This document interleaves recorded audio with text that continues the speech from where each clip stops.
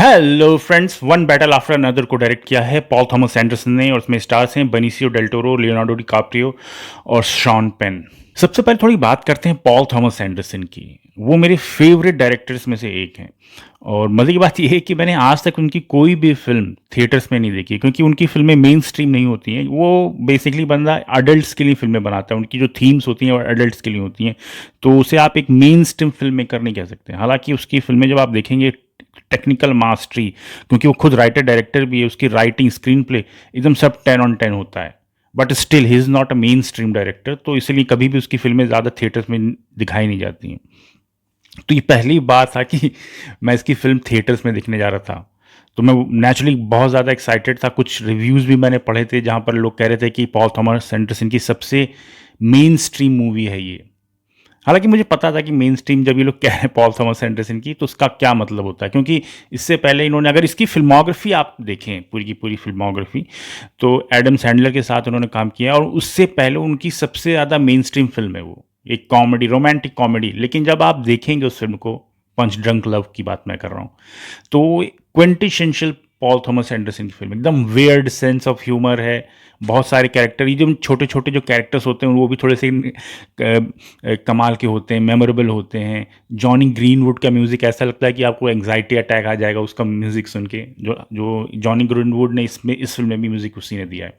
तो ये सब लेके मैं फिल्म देखने आ गया था और जब देख के मैं आया हूँ तो मैं सहमत हूँ कि हाँ, वाकई ये फिल्म उनकी सबसे मेन स्ट्रीम फिल्म है, क्योंकि इसमें कार चेजेस हैं, लोग पार्कोर कर रहे हैं बिल्डिंग्स की छत के ऊपर, वो सब चीज़ें हैं। बट स्टिल ये क्विंटेंशियली पीटी एंडरसन की फिल्म है। बहुत सारे मल्टीपल कैरेक्टर्स हैं उनके, पूरी की पूरी एक ही दुनिया खड़ी करते हैं। अगर आप देखेंगे कि जिस तरह के कैरेक्टर्स हैं ये, कि ये इस दुनिया में तो नहीं रह रहे हैं, जो असली दुनिया उसमें तो, हालांकि सब कुछ असली है, मॉडर्न डे है। फिल्म कभी ये नहीं बताती कि किस साल में टेक प्लेस करती है, ऐसा कुछ नहीं है। लेकिन अ, आप सोचेंगे कि कोई अलग ही दुनिया है, जिस तरह के एकदम जो कैरेक्टर्स हैं वो अलग ही लगेंगे। चाहे बनीसियो डेल टोरो का हो, जो सेंसे है, वो जूडो सिखाता है बच्चों को, वो हो, और खुद लियोनार्डो डिकाप्रियो का जो कैरेक्टर है एकदम एकदम washed up character, junkie type का, आपको उसकी याद आएगी, ड्यूड की। वो सब चीज़ें हैं यहाँ पर। तो थोड़ा सा आगे बढ़ने से पहले मैं प्लॉट बता देता हूँ आपको इसका। जो लियोनार्डो डिकाप्रियो और उसकी जो वाइफ है, वो एक फार लेफ्ट, मतलब जब वो लोग यंग थे तो फार लेफ्ट टेररिस्ट ग्रुप था, उसके सदस्य थे। फ्रेंच 75 उसका नाम था, और वो लोग माइग्रेंट्स को हेल्प करना, जेल तोड़ से इनको भगाना, जजेस को, और जो कांग्रेसमैन है वहाँ पर, जो एमपीज होते हैं अमेरिका में, उन लोगों को मतलब उनके यहाँ बम विस्फोट करवाना, वो सब चीज़ें इन लोग के काम था। और उसके बाद फिल्म कट जाती है, 16 साल बाद आती है, और लियोनार्डो डिकाप्रियो अपनी बेटी के साथ रह रहा है और उसकी माँ जा चुकी है। तो मतलब फिल्म एक तरह से आप कहेंगे कि जो पुराने आपने पाप किए हैं या जो चीज़ें की हैं, उसके कॉन्सिक्वेंसेज अब आपको प्रेजेंट में भुगतने पड़ रहे हैं, वो सब चीज़ें हैं। हालांकि पीटी एंडरसन की फिल्म को आपको कंक्लूड करना कि मतलब क्या चीज़ें, किस बारे में है वो फिल्म, बहुत ही मुश्किल होता है, क्योंकि बहुत चीज़ें हैं।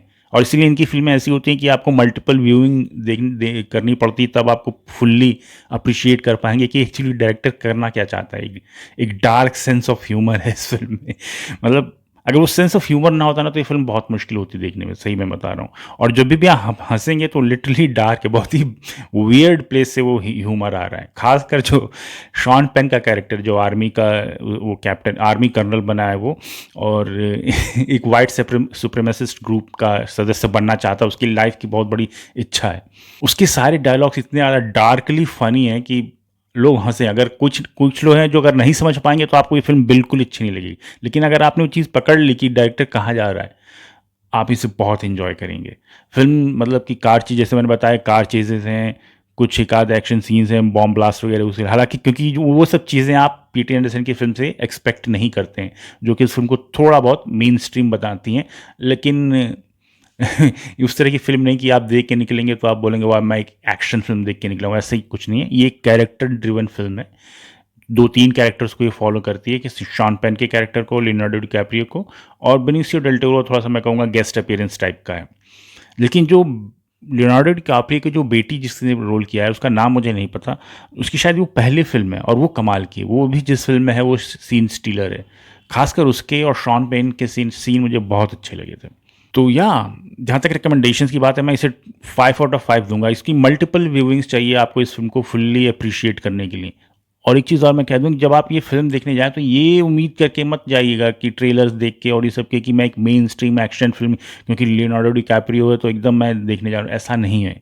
ये एक पीटी एंडरसन की फ़िल्म है, एक ग्रेट डायरेक्टर की फ़िल्म है, आपको उसी तरफ से देखना पड़ेगा। वो मल्टीपल चीज़ें वो कह रहा है इस फ़िल्म में। फ़िल्म का जो वर्ल्ड व्यू है, इनफैक्ट जो फ़िल्म मैसेज दे रही है, शायद उससे आप एग्री ना करें, खैर मैंने तो एग्री नहीं किया। तो वो सब चीज़ें भी हैं, आपको बहुत चीज़ें देखनी पड़ती है इस तरह की फ़िल्मों में। लेकिन अगर आप अगर ये सब चीज़ें आप माइंड में लेके गए, तो मेरे ख्याल से आप इसे एन्जॉय करेंगे इस फ़िल्म को। फ़िल्म का रन टाइम है 2 घंटे 41 मिनट और फ़िल्म है रेटेड आर, यानी सिर्फ़ अडल्ट ऑडियंसेस के लिए है फ़िल्म स्ट्रिक्टली। तो that's it, one battle after another. अगर आपने ये फ़िल्म देखी है तो आपको कैसी लगी मुझे कमेंट सेक्शन में लिख के ज़रूर बताइएगा, और ऐसे और मूवी रिव्यूज़ के लिए मेरे चैनल को सब्सक्राइब करिए। बाय।